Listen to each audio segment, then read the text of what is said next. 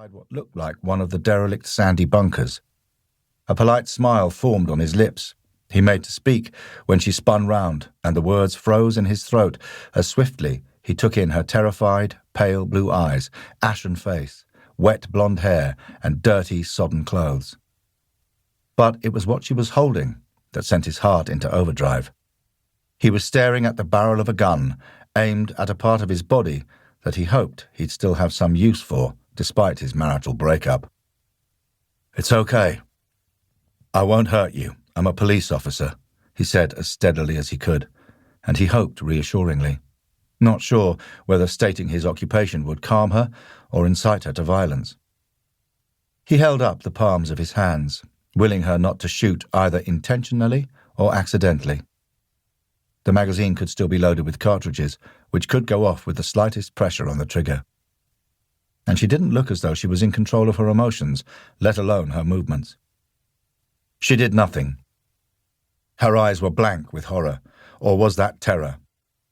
He didn't have time to analyze as his brain suddenly registered the smell of rotting flesh, forcing his stomach to contract at the thought of what might lie beyond the woman in the bunker. If she had killed once, she could easily do so again. Keeping his gaze fixed firmly on her stricken face and his palms in the air, he cautiously stepped forward, saying gently, "Why don't you give me the gun?" He lowered one hand, stretching it towards her, holding his breath. The moisture was pricking his forehead, and a cold sweat was trickling down his back. But these were the least of his problems. "The gun?" he urged more firmly this time. He saw her start, before her eyes flicked down to the weapon. Then surprise gave way to disgust, and she thrust it at him. He took it with a silent sigh of relief, then deftly removed the magazine, noting what he had already surmised by the smell emanating from the bunker.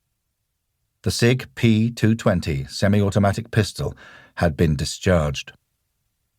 Removing a tissue from the pocket of his sailing jacket, he wrapped the magazine and gun in it.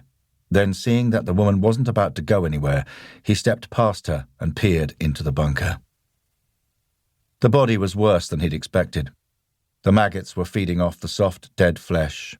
Animal life had made inroads into other parts of the corpse, and the birds had pecked at the eyes.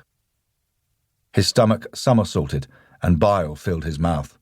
And though he wanted to look away, he knew he couldn't. First impressions were vital. The man was on his back, clothed in stout walking boots, heavy dark green corduroy trousers, and a navy blue waterproof jacket smeared with mud.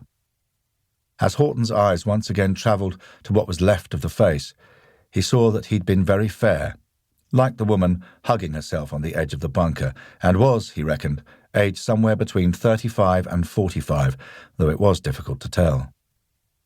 Finally, Horton registered what he thought was a gunshot wound on the left temple. She'd killed him. Then his brain kicked into gear. This poor soul had been dead some days. Was he therefore looking at a suicide, and this unfortunate woman had inadvertently or instinctively picked up the gun? Time to find out. "I'm Detective Inspector Horton," he announced firmly.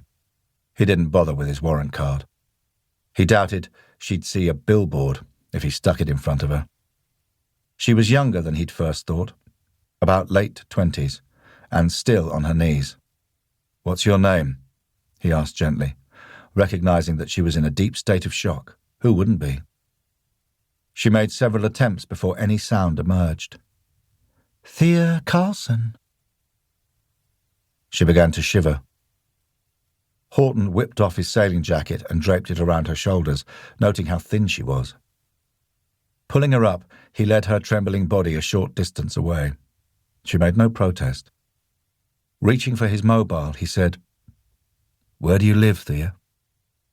He had to ask her twice before she answered.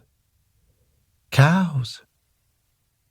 That was to the west of the island, about 15 miles away. I came to see." Her eyes dashed towards the bunker. So this wasn't a chance discovery. She knew the victim. How? Had she arranged to meet him here and arrived some time ago to find him dead? And had then been